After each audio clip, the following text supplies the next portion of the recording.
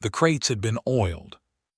Assessor Vale Asan noticed it before he noticed anything else about Depot Osere 9, because the smell reached him first, a warm, faintly animal smell, mineral and sweet, drifting through the intake vestibule while the pressure seals were still cycling.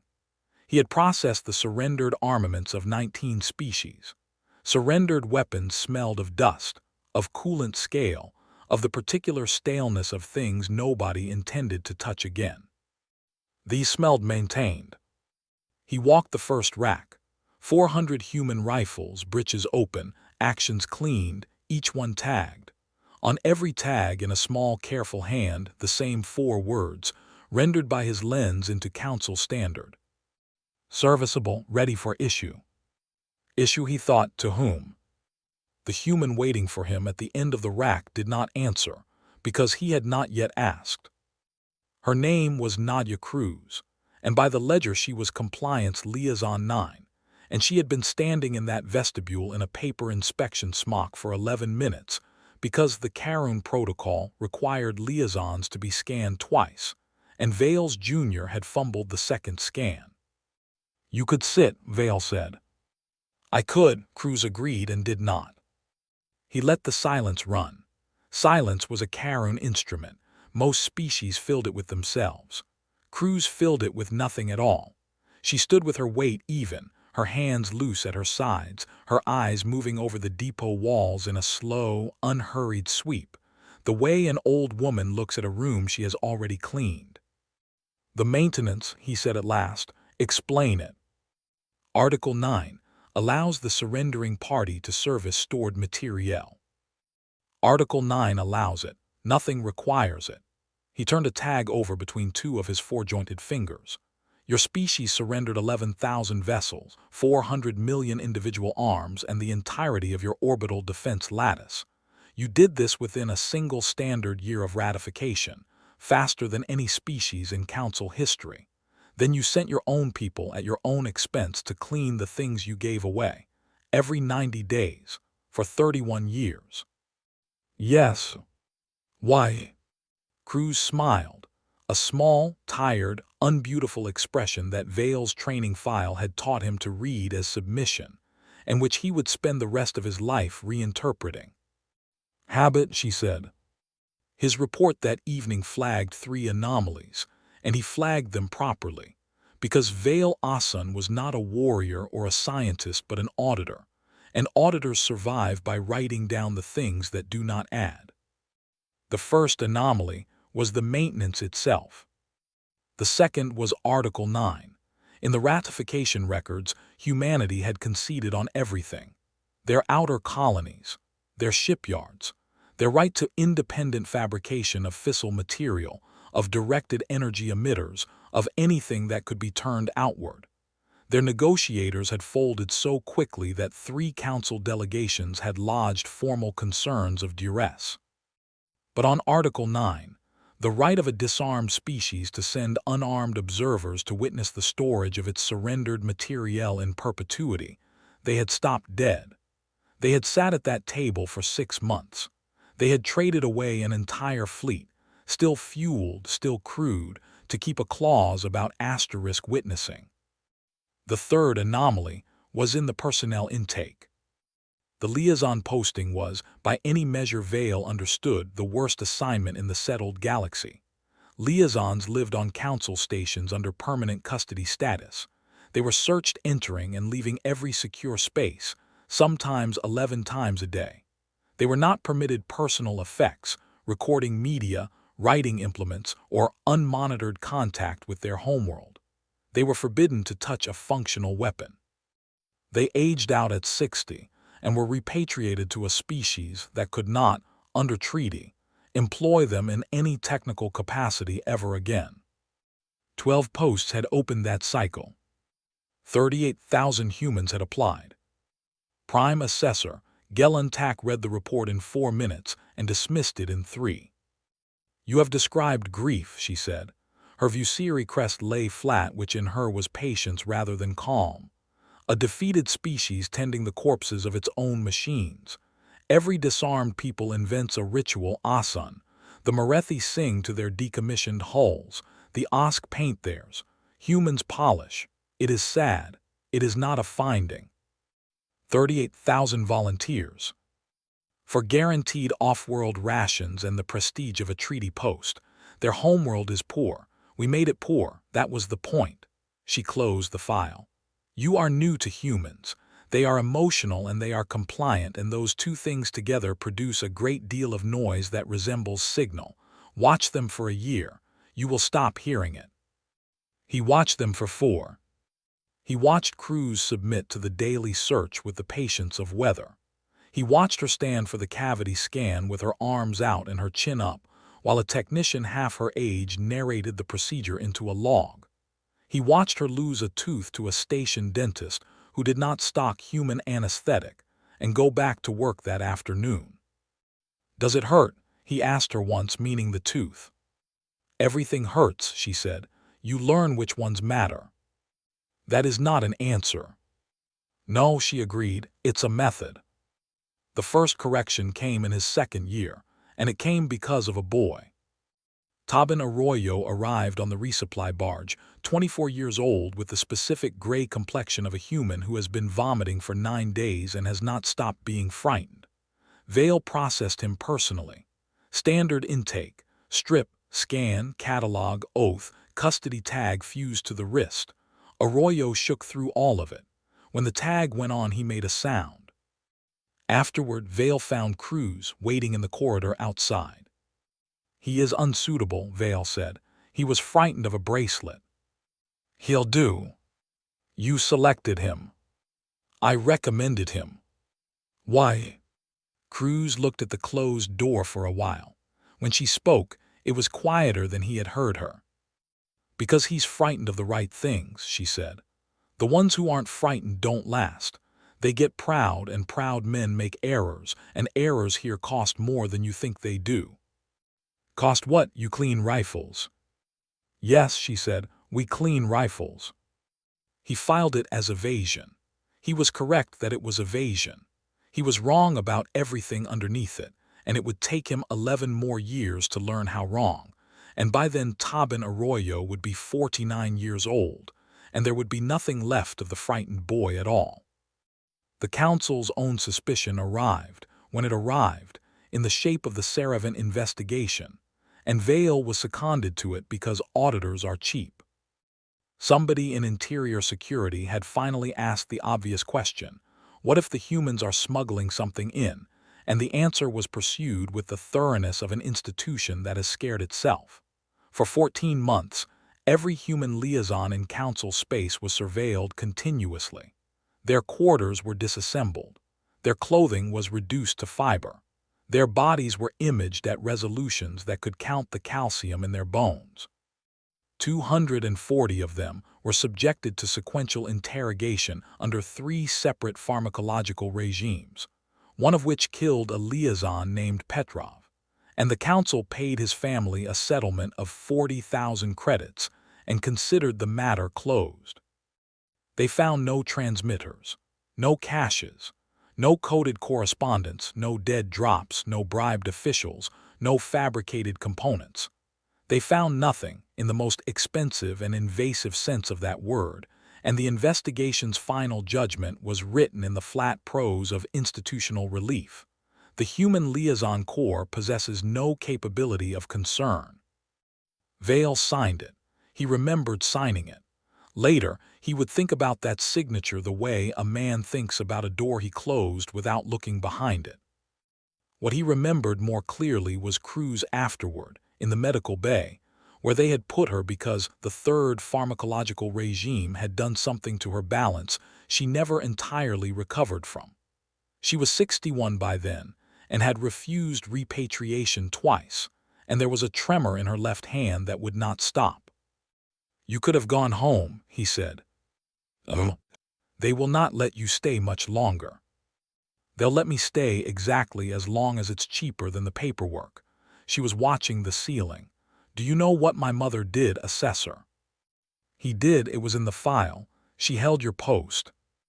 "Liaison 3, Inez. She died at Bellier 4 when a lifting rig failed in the number 2 magazine." Cruz's voice had no wobble in it. I was 9 when she took the post. I didn't see her again for 6 years. She got one call a month, 11 minutes monitored. And she spent every single one of those 11 minutes doing the same thing. Vale waited. Reciting, Cruz said. Reciting what? And Nadia Cruz turned her head on the pillow and looked at him with an expression he could not classify and said, a lullaby. He would remember that too. The thing about auditors is that they are not clever. Vale Asan was never clever. What he was, instead, was a person constitutionally incapable of leaving a column unbalanced. And 11 years after Osiré 9, while doing something else entirely, reconciling a depot access power draw against a maintenance schedule, a task so tedious that his junior had refused it, he found a number that would not sit still. Corridor transit time. Every secure movement inside a council depot was logged. Individual, door, timestamp in, timestamp out. 31 years of liaison escorts across 412 depots produced roughly 900 million such records, which was why nobody had ever looked at them. The volume itself was a kind of camouflage. Vale looked at them. Liaison 9, Depot Osiré 9, third-level access corridor, a run of 140 meters between two blast doors. Cruz had walked it 4,006 times, and the transit time was 181 seconds, not on average, not approximately. 181 seconds, 4,006 times, never 180, never 182. He pulled Arroyo, 181. He pulled the liaison at Bellier 4, and at Noon Station, and at the deep facility under Tessek where the surrendered fusion cores were kept in ice, and the numbers were different in each place and identical within each place, across different people, across different decades, across liaisons who had never met. And Vale Asan sat very still in a records office at the third hour of the station night with his filtration membranes shivering and understood, with the clean horror of arithmetic. What he was looking at. They were counting their steps.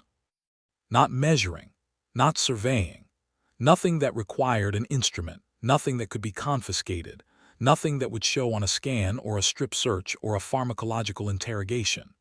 Every liaison who had ever walked a council depot had been packing it, corridor by corridor, door by door, in a stride so drilled that it functioned as a ruler, and building, inside a human skull, a dimensioned map of the most secure architecture in the settled galaxy. For 31 years.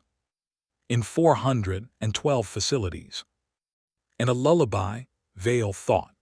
11 monitored minutes a month, and a woman on a station 600 light years from her child, reciting numbers to her in the shape of a song, because a song is not a document and a child is not a storage medium, and nothing in council law had ever thought to prohibit either one. He did not report it that night. He went to find Cruz. She was 72 by then. They had finally forced her out of custody status and into a liaison hostel on the station's low ring, a gray room with a gray bed, and she was allowed out 4 hours a day and had, by all accounts, spent those hours walking. Of course she had. You know why I'm here, he said. I've known for about 9 years that somebody eventually would. She poured him something in a plastic cup which he did not drink. Took longer than we budgeted for. That's not a compliment to you. How much of it do you have? All of it. She said it the way you would say a street address. Every depot, every corridor, every door, every rack, every override panel, every hinge that sticks in the cold. 412 facilities, assessor. We've been inside all of them, 90 days at a time for 3 decades, with our hands empty and our mouths shut, and you searched us 11 times a day for 3 decades, and never once searched the only place we were keeping anything. You will be executed. Probably. Your species will be reduced to planetary confinement. Your homeworld will lose its charter. Everything you have endured will have purchased. And here his voice did something he had never permitted it to do, *nothing. Do you understand? You have spent 2 generations of your people's lives on a map of buildings you cannot enter, containing weapons you cannot lift, guarded by a fleet that could burn your world in an afternoon. What was it asterisk for? And Nadia Cruz, who had lost a tooth and a mother and her balance, and 31 years to this, looked up at him with something almost like pity. "You still think we want them back," she said. Vale Asen stood in a gray room and felt the floor of his understanding give way. "Then what," he said, "did you want?" "To know where they are," said Cruz, "for when you can't hold them anymore." He reported it. He was an auditor, he reported it. And the council, being what it was, responded with the full and terrible competence it reserved for problems it could name. Within 100 days, the liaison protocols were rewritten from the foundation up. Escorted movement was abolished. Liaisons were transported between work areas in sealed conveyances. Routes were randomized. Corridor lighting was randomized. Where budget allowed, liaisons were hooded. Humanities Compliance Directorate lodged a formal protest, was ignored and complied. And the applications kept coming. 41,000 that cycle, 44 the next. Vale went to see what hooding did to them because he could not stop, because the column would not balance.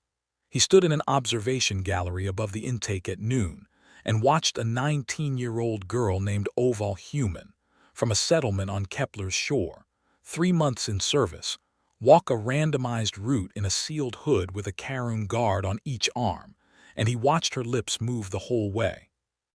Afterward he had her brought to him, and he asked what she had been saying. "Counting," she said. "You could see nothing." "No, sir." "Then what were you counting?" "Turns," said Oval. "And the doors have different voices. Number 2 blast door at noon grinds on the second seal. Number 4 doesn't. You can hear the ventilation change when you pass a magazine because the air's drier, and you can feel the floor plate seams through the boots if you walk heel first, and they're 1.14 meters apart in the old sections and 1.20 meters in the new ones."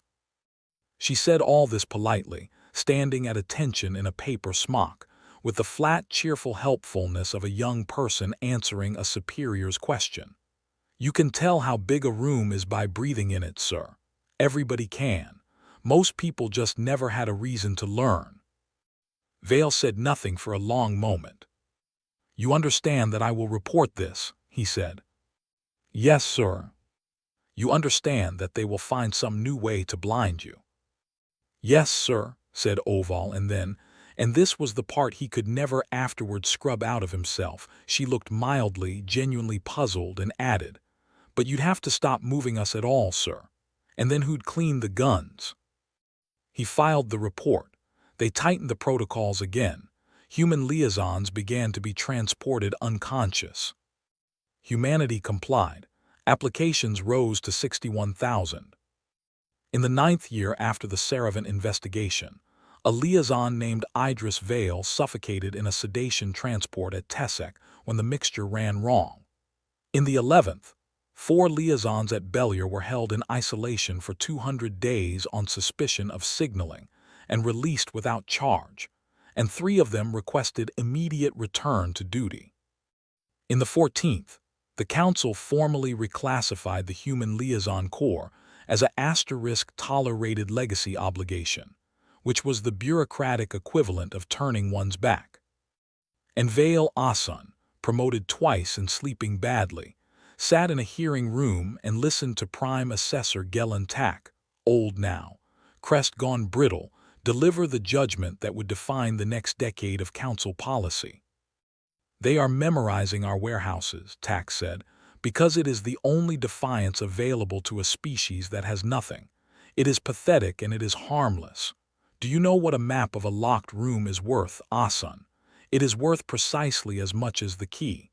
We have the key. We will always have the key." "Prime Assessor, you have made a career of these people." Her eyes were milk-colored and pitiless. "You have made me fund it, and what you have produced in 26 years is the finding that humans can count."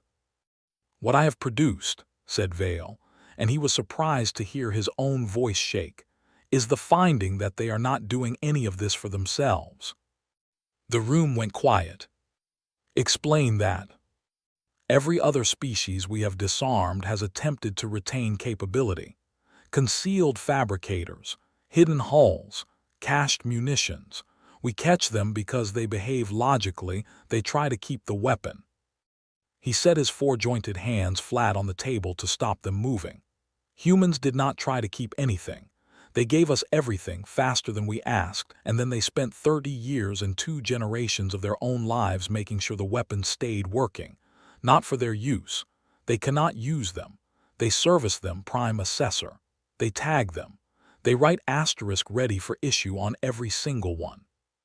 Meaning what? Meaning they have been maintaining an arsenal for somebody who is not them, against a day they have not explained, and they have been willing to be searched, sedated, hooded, drugged, and buried for it. He looked up. That is not defiance. Defiance would be comprehensible. This is a species behaving in a way our entire threat model has no category for. And I would remind this body that our threat model is built on the assumption that a people will not endure what humans have already endured for 26 years without complaint. Tax Crest rose very slightly. You are afraid of them, she said. Yes, said Vale Asun, because I cannot predict them, and I have come to believe that is not an accident. I believe that is the shape of the weapon. The council thanked him for his service and reduced his budget. The Seddon came out of the hollow 11 months later, and they did not attack a single fleet. They attacked the lattice. Later, much later, when there was leisure for analysis, it would be understood that the Seddon had studied the council for perhaps 2 centuries and had reached a conclusion of profound and elegant contempt, that a civilization which roots every decision through a center does not need to be defeated, only interrupted. They did not fight the council navy. They went into the command lattice, the vast interlinked authorization architecture through which the council issued every order, released every credit, and unlocked every door. And they did to it what rust does to a bridge, and they did it in 9 hours. The fleets did not fall, the fleets sat. 4,000 warships in perfect condition, fully crewed, hanging in the dark, because their firing authorizations required a lattice handshake that no longer resolved, and because 2 centuries of council doctrine had trained every captain in the galaxy that acting without authorization was the one unforgivable thing. And the depots, 412 facilities holding the confiscated armament of 19 disarmed species, the largest concentration of ordnance in recorded history, sealed themselves automatically, as designed, pending authorization from a body that could no longer be reached. The Seddon began moving inward at 40 systems a week. Vale was at Osirei when the lattice died. He remembered the lights going amber. He remembered his junior asking, in a small voice, who they should ask. And he remembered the sound of running in the corridor outside, the specific, ugly, unmistakable slap of human boots, and thinking, with the last piece of his old mind, there is a human loose in a secure area. There had been a human loose in every secure area in the galaxy for 39 years.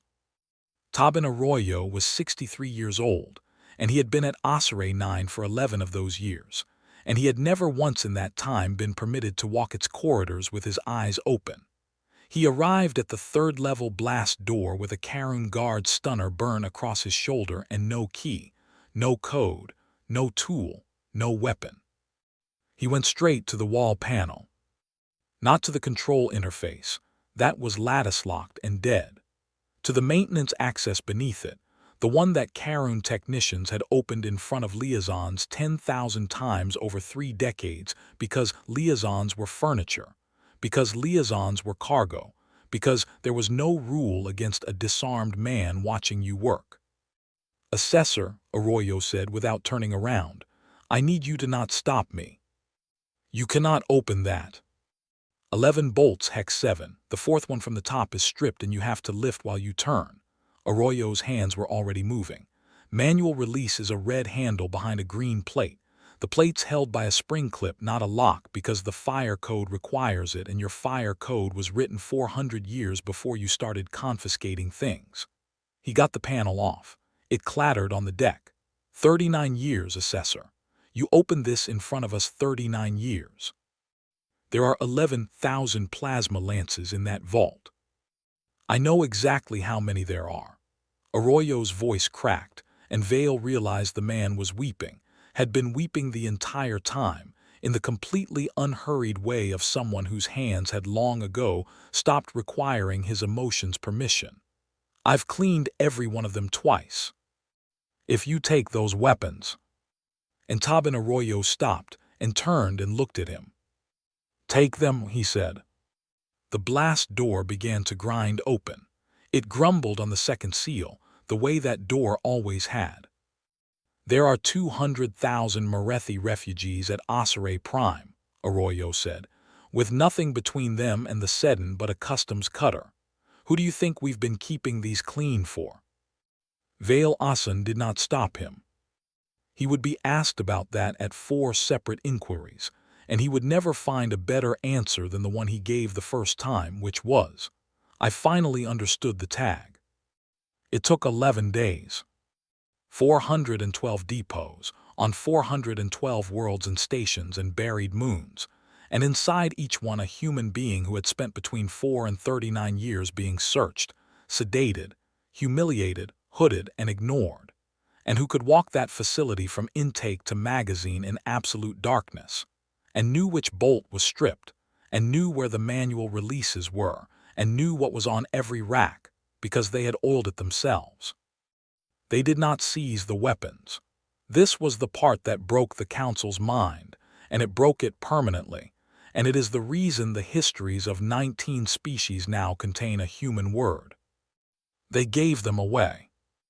Merethi militia at Osirei Prime, armed and instructed in 9 hours by a 63-year-old man who had never legally been permitted to touch a firearm, and who nevertheless knew the trigger weight of every weapon in the vault.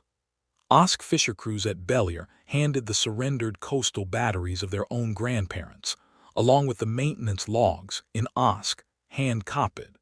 The Tessek fusion cores released to the Tessek. Every species' own confiscated arsenal returned to that species' own hands, sorted, serviced, and labeled, because for 39 years the liaisons had been cataloging not just where things were but whose they had been. Serviceable, ready for issue. Not to humanity. To everyone. The Seddon had modeled the Council perfectly. They had modeled a centralized civilization that could be stopped by cutting its throat, and they had been entirely right, and they had never once modeled the possibility that 412 unarmed janitors would open the vaults and hand 100 billion frightened people the means to fight before the center finished dying. The advance stopped at noon. It broke at Tessek. It ended finally in the Hollow, and it ended badly for the Seddon, because the thing they encountered in those last months was not a fleet. It was a distributed, furious, badly coordinated, unkillable improvisation, fought by 19 species in 19 languages using their own returned weapons, and there was no throat left in it to cut. 1,206 human liaisons opened those doors. 211 of them lived. They were not soldiers. They were old, most of them, and unarmed by law and by habit, and their work, the actual work, the 11 days, consisted almost entirely of standing in the open at the mouths of vaults, in facilities designed to seal automatically under fire, holding manual releases in their hands so that the doors would not close again on the people still carrying things out. You could not do that remotely. You could not automate it. Somebody had to physically stand there at the hinge with the release held down for as long as it took. That was the arsenal. That was always the arsenal, not the guns, the willingness to be the thing that holds the door. Nadia Cruz was 86 years old and had not been inside a secure facility in 14 years. She got into Osirei 9 on the 4th day, when Arroyo's shoulder gave out and there was nobody else on the station who could recite the third-level layout. And Vale Asan himself carried her through the intake vestibule because she could no longer manage the step. She was very light, he remembered that. Left, she said in the dark, with the emergency lighting dead and the air going thin. 41 paces to the corner, then right. There is no corner. I have been in this corridor for 30 years. There is no. There's a corner, assessor.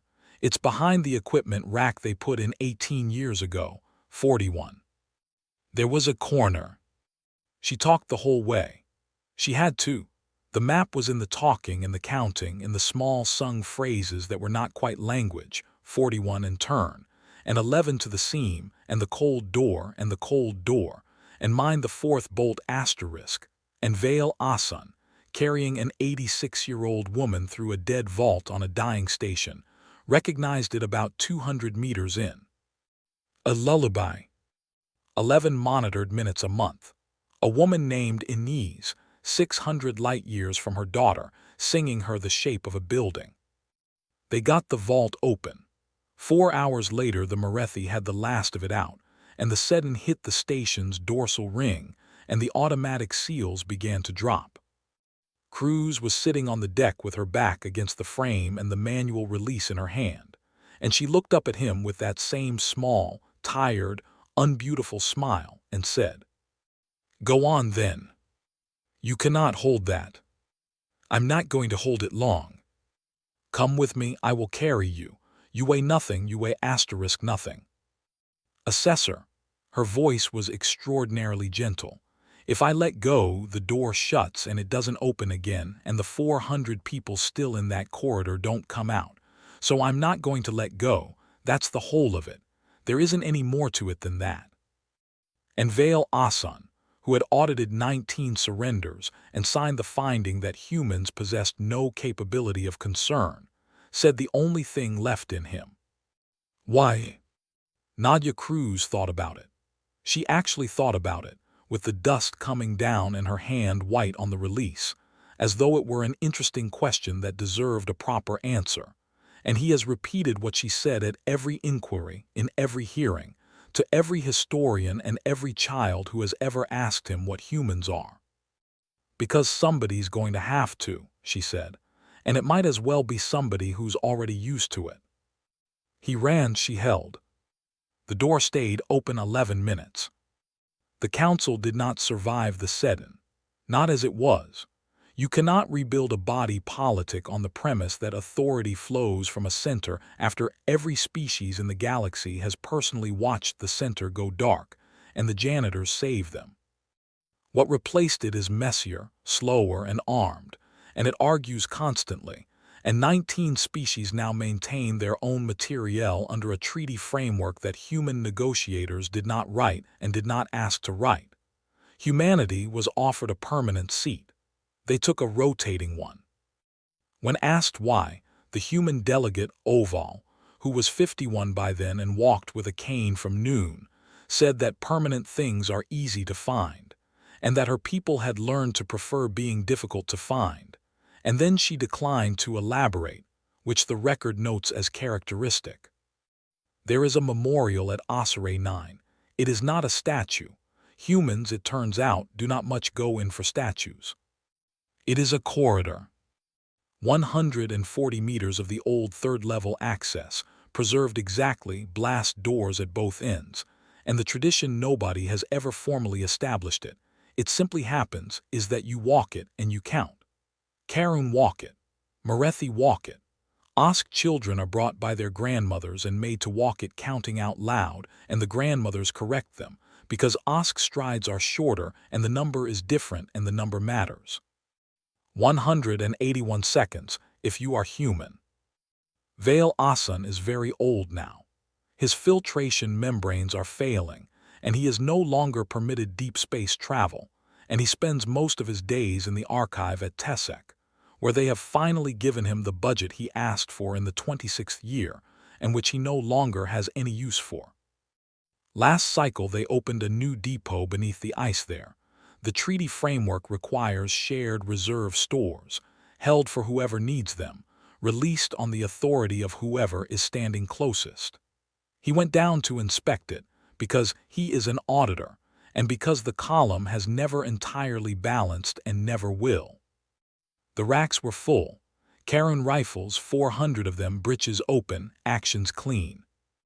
He walked the line slowly, counting his paces without deciding to, the way he has counted every corridor he has entered for the last 41 years, and at the end of the rack he stopped and looked down at the tag in his own four-jointed hand, and read what he had written on it that morning without any memory of having chosen the words.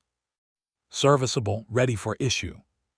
He stood in the cold a long time. Then he went back the way he came, 181 seconds, mouthing the numbers, and somewhere above him in the dark, 100 billion people slept behind doors that no longer locked, and did not know, could not possibly know, that the thing keeping them safe had never been in the vaults at all. It had always been standing in the doorway.